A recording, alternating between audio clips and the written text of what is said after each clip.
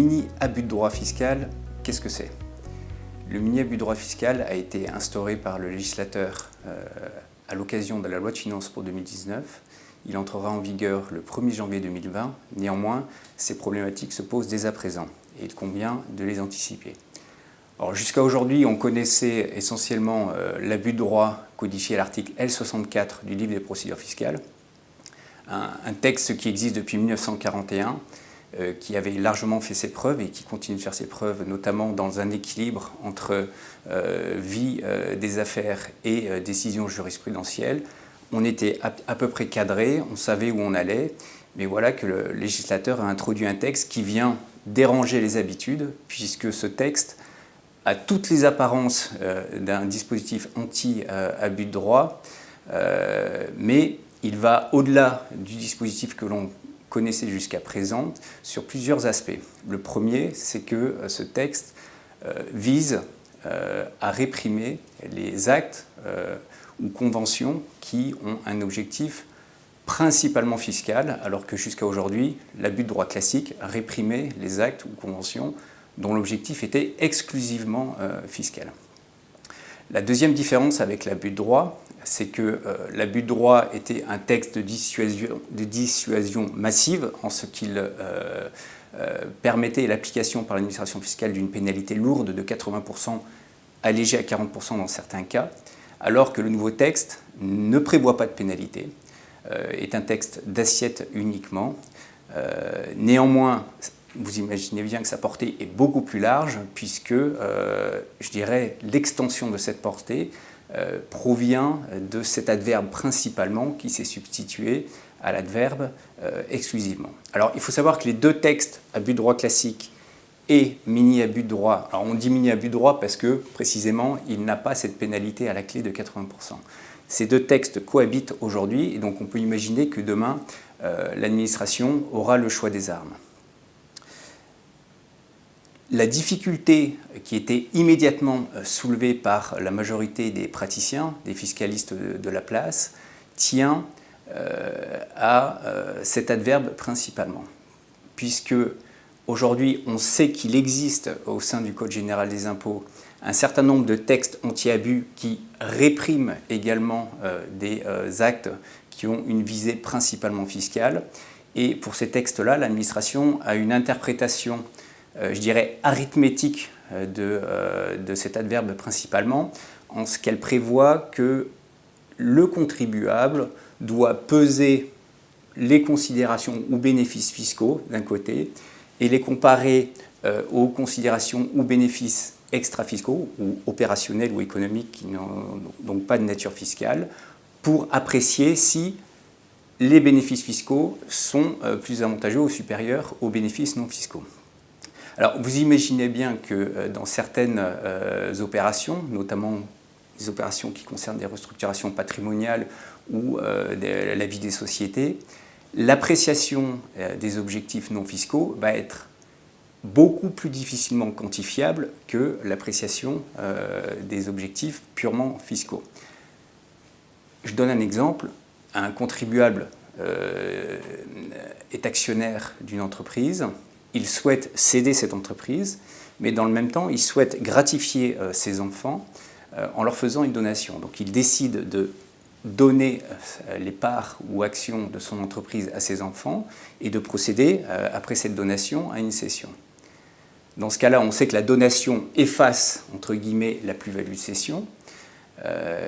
Et donc, si en plus le père ou le fondateur de l'entreprise bénéficie des abattements lors de la donation, dans ce cas-là, il aura des droits de donation allégés. Mais dans ce cas-là, qu'est-ce qui va primer? Est-ce que ça va être la volonté d'aller rechercher un objectif fiscal, à savoir l'effacement de la plus-value imposable à la taxation à 30%, ou est-ce que c'est l'objectif non fiscal de vouloir gratifier ses enfants? Aujourd'hui, nous n'avons pas de position claire prise par l'administration, même s'il y a eu un communiqué de presse qui a fait beaucoup de bruit, qui est paru pour dire que les donations avec réserve d'usufruit ne sont pas dans le viseur de ce nouveau texte. Néanmoins, ce communiqué est très lapidaire et insuffisant, donc nous attendons les commentaires de l'administration fiscale. Néanmoins, dans cette attente, en tant que praticien de la fiscalité, on peut, je dirais, commencer à émettre des recommandations. La première de ces recommandations serait bien évidemment de documenter autant que possible les motivations qui ont présidé à la réalisation d'un acte ou à la conclusion d'une convention. Quand je dis documenter, c'est à la fois dans l'acte ou, si ce n'est pas possible, dans un dossier séparé, étayé par des pièces justificatives. Alors, c'est mieux de le faire dans l'acte, parce que si l'acte est enregistré, ça donne une date certaine, je dirais, à l'élaboration d'un argumentaire destiné à charpenter et à étayer les motivations réelles du contribuable, étant précisé qu'entre le moment où l'acte est passé et le moment où le débat va avoir lieu, in fine, sur les intentions réelles du contribuable, il va s'écouler entre 3 et 10 ans maximum, puisqu'on peut avoir des prescriptions allongées de 6 ans. Et il sera très difficile pour le contribuable, au bout de 3, 4, 5, 6, voire 7 années, de se remettre dans la position dans laquelle il était au moment où il a conclu l'acte pour décerner ses motivations et objectifs initiaux. Donc je dirais la première recommandation, c'est une recommandation de prudence. On peut derrière aussi conseiller à nos clients d'aller demander à l'administration de prendre position sur le caractère abusif ou non de l'acte qui y est soumis dans le cadre d'un rescrit fiscal. Alors il faut savoir que le rescrit existe déjà à l'heure actuelle. Il est assez peu utilisé, en tout cas personnellement je l'utilise assez peu parce qu'il impose déjà de fournir un certain nombre d'informations à l'administration. Il nous met dans une position délicate dans l'hypothèse où l'administration refuse de délivrer le rescrit. Et par ailleurs, il impose un certain délai à la réalisation des opérations, puisqu'on sait que si l'administration ne répond pas dans un délai de 6 mois, certes, elle est considérée avoir acquiescé à la demande, néanmoins, il faut attendre 6 mois, et souvent on a des opérations qui nécessitent un délai d'exécution beaucoup plus rapide. Dernière recommandation que l'on peut peut-être formuler, agir en 2019 et ne pas attendre le 1er janvier 2020, car comme je le disais tout à l'heure, ce nouveau texte s'applique aux actes passés ou réalisés à compter du 1er janvier 2020. Alors pourquoi le législateur a reporté dans le temps ? Personnellement, je pense que c'est pour permettre aux contribuables d'intégrer mentalement cette nouvelle donne, pour permettre également à l'administration de publier ses commentaires.